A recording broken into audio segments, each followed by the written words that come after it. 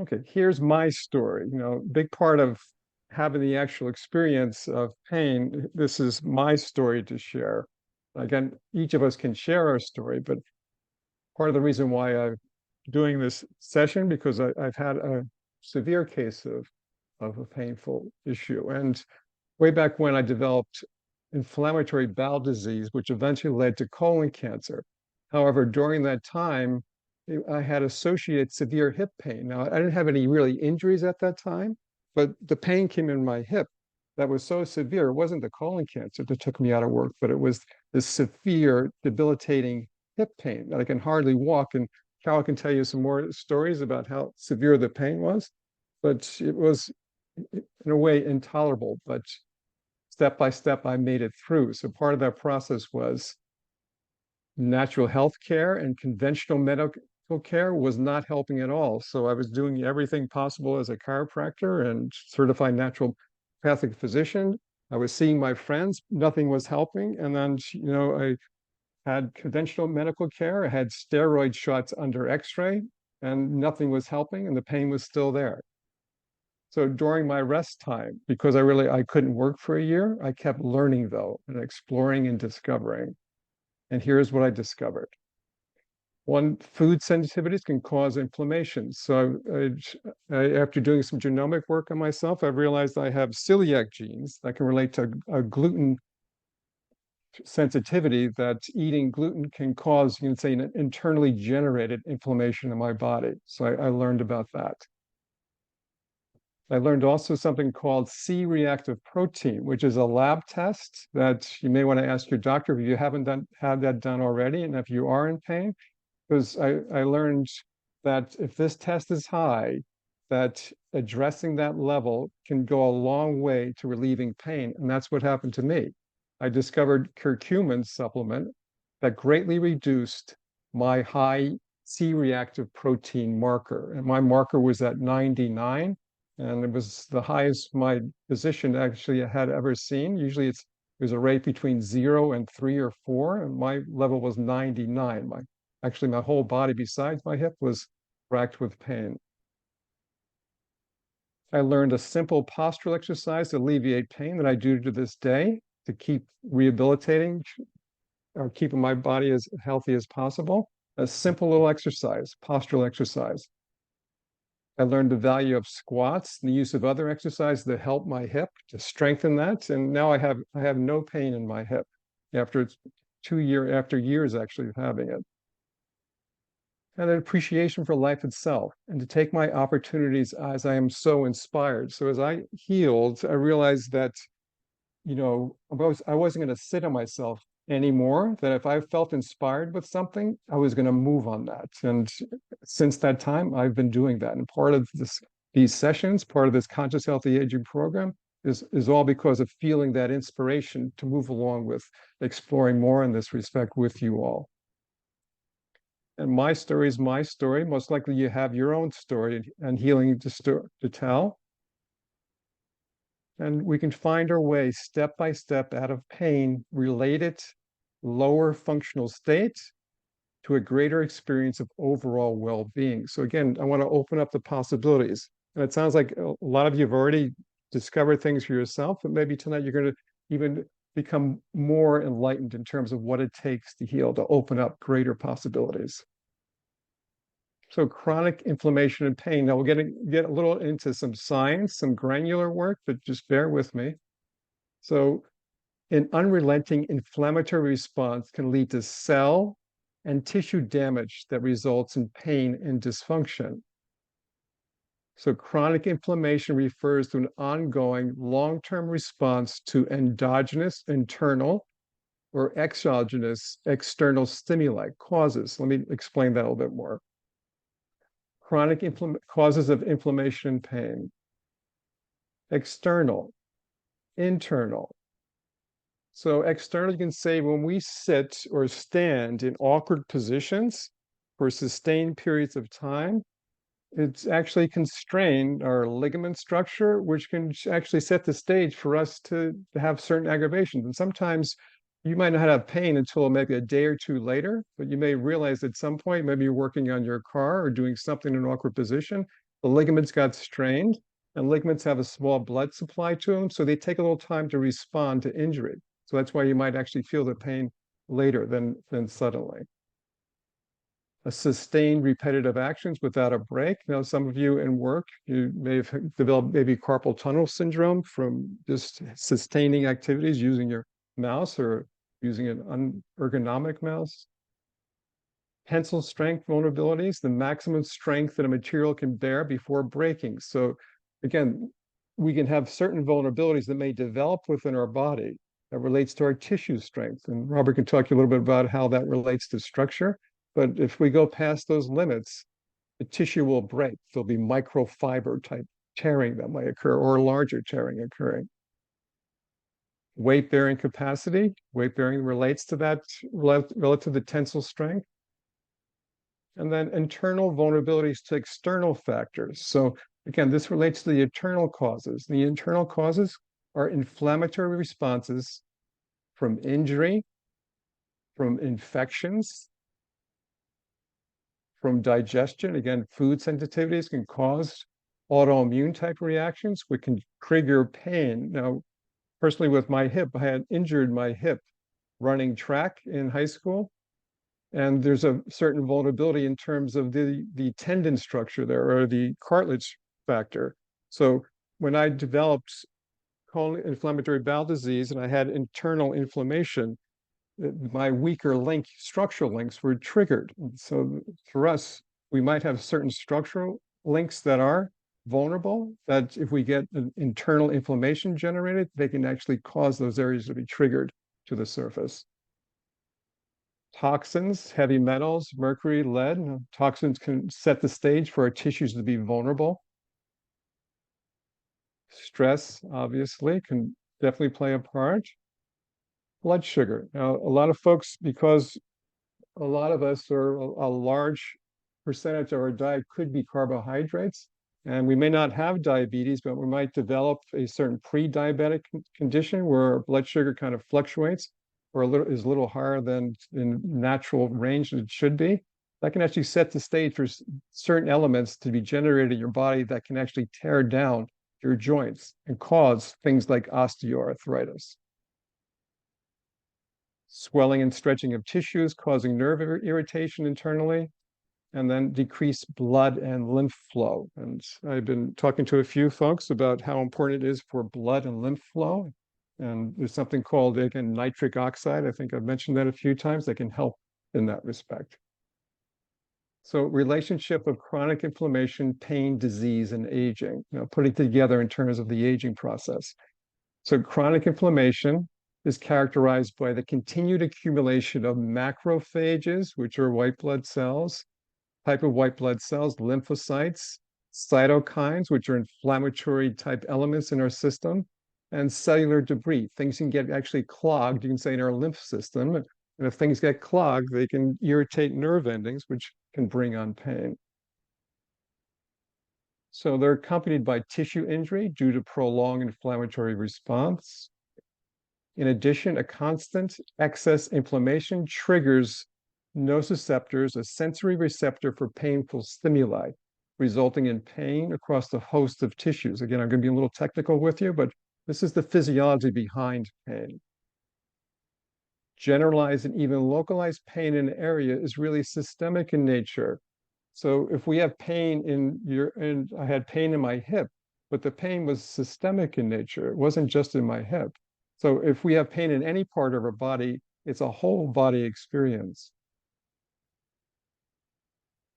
Collectively, the products of this inflammatory cascade contribute to the development of age-related diseases, including pain.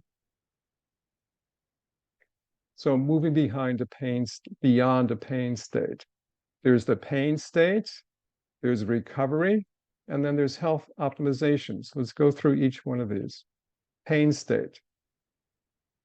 Acute pain or flare-up. We know when that happens, there's a high level of sensitivity. And sometimes we wish it would be gone sooner than later, but sometimes we have to weather that high pain state. I know I did. And managing inflammation, not having the body tip into pain response. So learning how to find your most restful positions your state of rest, which relates to actually just coming to a point of stillness, you can say. And you have to get to a place where the body's not so easily irritated. And that really relates to having a time of rest. And sometimes when we're in a very painful state, that's all we can do, to be still. But then we want to move into recovery. So recovery relates to regaining perspective of cause and effect, becoming conscious. Again, we're talking about conscious health, becoming conscious of what are the actual causes and what are the effects of those causes. Stop repeating patterns that slip back to flare-ups. I know, personally I have to watch this for myself. Sometimes certain things might flare things back up, not just, my hip's fine, but other areas of my body. So again, I think for all of us to be cognizant that certain things we might repeat and over that cause flare-ups, but to become more and more conscious of those things and to stop repeating those patterns. Conscious resilience and strength training. So this is where it comes in, where you recognize, hey, if I do this, this is what's going to happen. So we recognize more resilience consciously to catch ourselves before things may be triggered because of certain choices we've made. And then strength training. I know strengthening my hip has been very helpful to keep it well. Exercises to increase functional capacities physically, mentally, and emotionally. Now, again, we can heal physically, but also we want to look to see what it takes to heal mentally and emotionally. And then health optimization. A healthy body has a healthy inflammatory and recovery response. So this is a big key here. A healthy body has a healthy inflammatory and recovery response. So this relates to optimizing systemic health. So even if we're in pain now or we're recovering, we want to optimize our systemic health, because when we do that, when our cardiovascular system or our blood supply opens to supply oxygen to areas that may have been kind of interfered with in that respect, it can allow for, you could say, a resetting or a regenerating influence of the body's own healing ability. Optimizing lifestyle habits, again, coming back to the fact, okay, certain things we need to, have a little bit more self-discipline with, and exploring those elements in that respect. Again, in the Conscious Healthy Aging platform, we've covered a lot of bases like that, and there's a bit of content in that way. Optimizing our genomic health. Our genomic health takes a little larger perspective. Now, for some people, they might be compromised with their ability to detoxify. And if they are, then the likelihood of things pooling in their lymph system, which can cause nerve irritation, can be behind part of the factors why a person might be in pain. So there's ways of actually checking to see if a person has optimal, you could say, detoxification processes or ability in their body, as well as other factors. Optimize nutrient intake. And what we know, just in terms of genomics, there's certain nutrients that help reduce or address inflammation in our body. And those nutrients are B12, B6, and folic acid, which help with something called methylation, which addresses inflammation in our body. And then optimize conscious thinking and feeling. And ultimately, how we think and how we feel about things really sets the stage for everything, to kind of open up the way to address physical things and physical habits. So healing and functioning within our limitations. So it's a process. Holding steady through the high and low rhythms of the healing process. Again, going back to my recovery, I really had to hold steady with the highs and the lows there. It took some time, even more than 2 years, but 2 years of actually being out of work. Maybe you can relate to that. As we heal, it's not a matter of fighting our limitations, but to work within them in order for an expansion to take place. So you recognize too, if you're hurting, you can only do so much, and to stay within the limits of that, physically speaking. Taking note of what works and what does not. And then grounding ourselves in a consciousness of vitality rather than an old age disease mentality. Letting a way be open through the clouds. So letting a way be open through the clouds of the healing experience. So conscious healthy aging, an old age disease mentality versus a vitality consciousness. Consciously or subconsciously defaulting in old age And then looking at these things too, then let's just keep these in perspective and we'll cover them a little bit more. But having a certain default consciousness that my body's deficient. Now, even though you might be in pain, you think about all the myriad of thousands, trillions of processes happening in your body, even while you're in pain. That our body is sufficient. But to recognize when we're sensing, well, what's wrong with my body? Drug company commercials and their influences. So the idea of just let me take a pill. Now, a pill may be helpful. And when I was in pain, a pill was helpful, actually. But to keep that in perspective, not to just depend on that. Self-absorbed with pain or illness. So, I don't know about you, but there's times when I was feeling painful where you just self-absorbed with that. So you want to shift to a vitality consciousness, acknowledging that my body still has capacity for healing and health,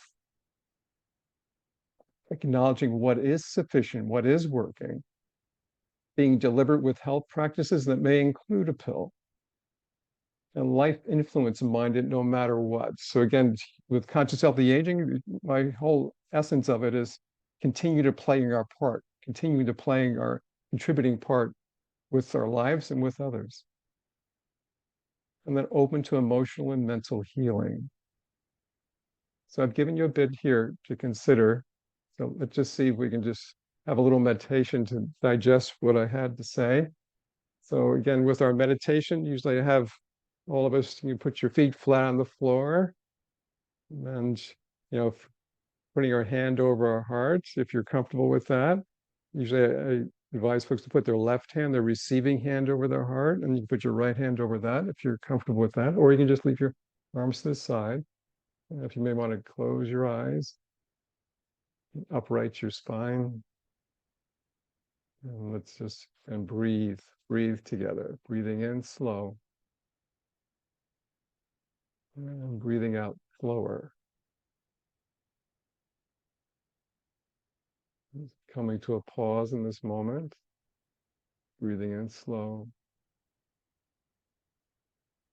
and breathing out slower. And beginning to feel you can feel the life force in our bodies. Beginning to acknowledge that there is a power within our bodies. And breathing in slow, and out slower. And coming to a greater point of stillness and pause. Acknowledging the life that we do have, being thankful for that. And breathing that feeling of thankfulness in through our heart. And letting that feeling actually permeate out through our whole bodies. And let that healing feeling be received in our hearts and extended through our upper body and through our lower body. Giving thanks for the awareness of that. Breathing in and breathing out.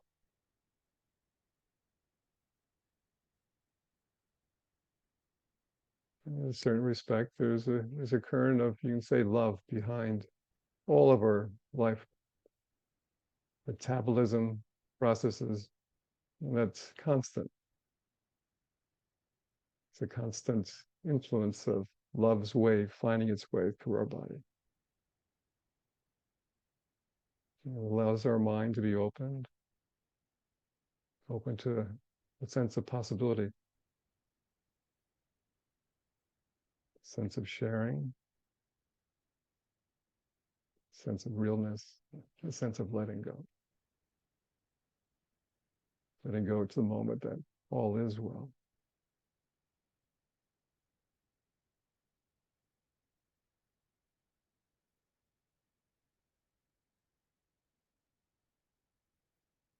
So let's just feel that feeling, appreciate it as we would, as we can.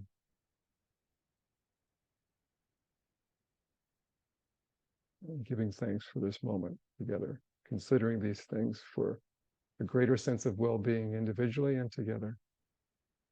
That as elders, we may extend a healthy influence into the world, no matter how we feel physically.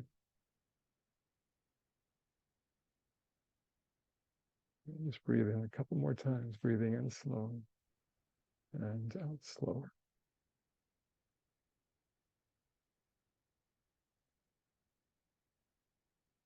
Okay. When you're ready, you can drop your hands and come back to together here. And let's consider these next steps here. Let's personally consider. We learn by reflecting on our experience called a learning loop. So what insight has been most valuable to you? So actually we learn by reflecting on our experience. So consider what insight has been most valuable to you. Just take a moment to consider that for yourself.